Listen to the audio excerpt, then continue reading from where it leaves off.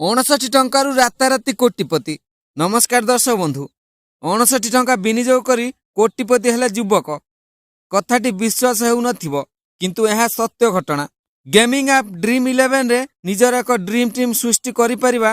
ଏଥିରେ ଭାଗ ନେଇଥିବା ବ୍ୟକ୍ତିମାନେ ଲାଇଭ୍ ମ୍ୟାଚ୍ ସମୟରେ ଖେଳାଳିଙ୍କ ପ୍ରଦର୍ଶନ ଉପରେ ଆଧାର କରି ପଏଣ୍ଟ ଜିତିବେ। ଡ୍ରିମ୍ ଇଲେଭେନରେ ଭାଗ ନେଇ ଜଣେ ଯୁବକ ରାତାରାତି କୋଟିପତି ବନିଛନ୍ତି। ଡ୍ରିମ୍ ଇଲେଭେନ୍ ଆପ୍ ବିଷୟରେ ସମସ୍ତେ ଜାଣନ୍ତି। କେବଳ କ୍ରିକେଟ ପ୍ରେମୀ ନୁହନ୍ତି, ଅଧିକାଂଶ କ୍ରିକେଟ ଖେଳୁନଥିବା ବ୍ୟକ୍ତି ମଧ୍ୟ ଡ୍ରିମ୍ ଇଲେଭେନ୍ କ'ଣ ଜାଣିଛନ୍ତି। ଏହି ଆପ୍ ମାଧ୍ୟମରେ ଆପଣ ଗୋଟିଏ ଦିନରେ ଧନୀ ହୋଇପାରିବେ। ତଥାପି ବେଳେବେଳେ କିଛି ବ୍ୟକ୍ତି ଏଥିରେ ଟଙ୍କା ହରାଇ ପାରନ୍ତି। IPL 2024ର 17ତମ ସିଜିନ୍ ଆରମ୍ଭ ହୋଇସାରିଛି। ଇତିମଧ୍ୟରେ ଜଣେ ଯୁବକ ରାତାରାତି କୋଟିପତି ହୋଇପାରିଛନ୍ତି। ଡ୍ରିମ୍ ଇଲେଭେନ୍ ମାଧ୍ୟମରେ ଜଣେ 1 କୋଟି ଟଙ୍କା ଜିତିଛନ୍ତି।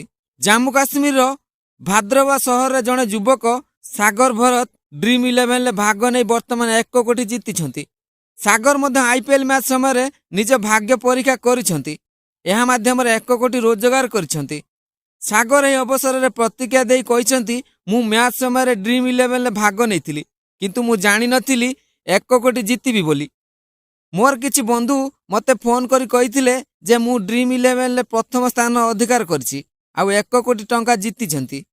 ସେ କହିଛନ୍ତି ଯେ ପ୍ରଥମେ ସେହି ଆପ୍ରୁ 1 କୋଟି ଟଙ୍କା ଜିତିଥିବା ଜାଣିବା ପରେ ସେ ଆଶ୍ଚର୍ଯ୍ୟ ହୋଇଯାଇଥିଲେ। ଡ୍ରିମ୍ ଇଲେଭେନରେ ଜିତିବା ପରେ ସାଗର ଆଶ୍ଚର୍ଯ୍ୟ ହୋଇଥିଲେ। ସାଗର ଦାବି କରିଛନ୍ତି ଯେ ସେ ଏହି ବିଜୟ ପାଇଁ 2022ରୁ ଚେଷ୍ଟା କରୁଛନ୍ତି। ସେ ଆହୁରି ମଧ୍ୟ କହିଛନ୍ତି ଯେ ଜିତିଥିବା ଟଙ୍କା ପରିବାରକୁ ବହୁତ ସାହାଯ୍ୟ କରିବ।